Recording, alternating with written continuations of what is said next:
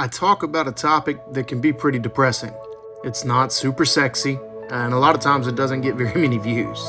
So the question is, why men's mental health? The truth is there are a ton of reasons, starting with the fact that I had an uncle at an early age die by suicide. My mom's brother died when I was very young by suicide, and the effects of that, although they weren't incredibly impactful on me at a personal level because I was so young, were very impactful to my family. And that event, that death, still impacts and affects my family to this day, and probably affects how I talk about the subject and why I talk about it, and how I discuss it with my wife or with my kids. Statistically, men make up 80% of all suicide deaths, even though we're 49% of the population. Men are 4 times more likely to die by suicide than women. Men make up 80% of people experiencing homelessness here in the US. Men are 80% of all inmates in the US. Some studies even said 90%. So there's an issue. And there's a huge stigma surrounding men's mental health where it's not okay or cool or normal to talk about. Men are expected to be strong, it's stoic, and protectors and providers. So naturally, when they show what's perceived as weakness or seek help, sometimes they're ridiculed. It just creates and continues to perpetuate this stigma around men seeking help when they need it, or just in general, men talking about emotions or feelings that are supernatural, normal. A huge premise of mine is that if we talk about men's mental health, if we make it a normal conversation, it'll become less stigmatized, it'll feel more normal to discuss. We can get to a place where guys feel comfortable saying things like, yeah, I was bummed out, right? Sad. I had emotions. And it's just a normal conversation instead of it being something where if I'm in a room with a bunch of friends and a guy starts talking about being sad, it feels weird. It feels weird to me today, but I don't believe that it should. And I do believe that that is part of the reason why such a disproportionate number of those deaths are men.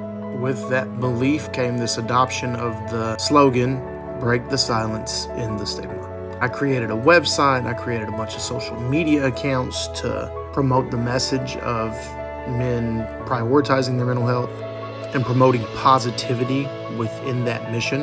I am working to establish a community for men to come and have conversations about mental health, about hobbies, about things that they do to prioritize themselves or make themselves the priority, right? Self-care for guys. I tend to call it guy time because it seems less stigmatized. Men can feel comfortable coming to the website and engaging in conversation without stigma.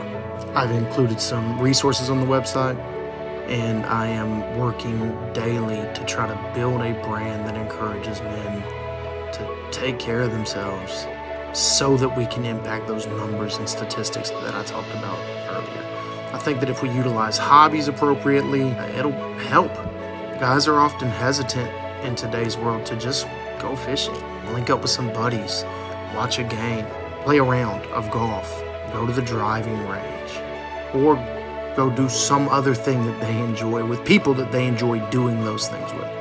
And I hope that this brand will help guys think about new ways that they can engage in new hobbies and prioritize themselves and better take care of themselves. My hope is that the website will be a place where guys can connect with people who experience similar challenges and can share ways that they maybe overcome those challenges or deal with them on a daily basis. Sort of learn from one another, support one another. And it also feels less stigmatizing because it's online, right? It's not in a room together. We don't necessarily really know each other at that level. And so it feels less stigmatizing to open up and talk about maybe some struggles that we wouldn't talk about with our buddies, sort of IRL, right, in real life, because it's on the internet.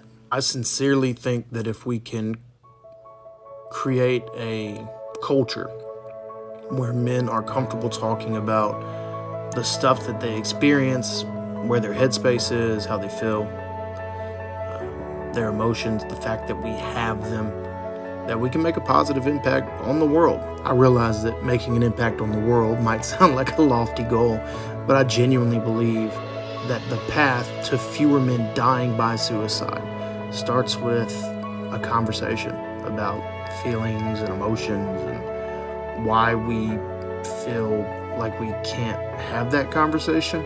The fact that a great deal of mental health conditions are caused by chemicals, biology, chemistry, biopsychosocial models, right? It should be normal for us to recognize and accept the fact that we feel the same type of emotions as women, as anybody else in the world.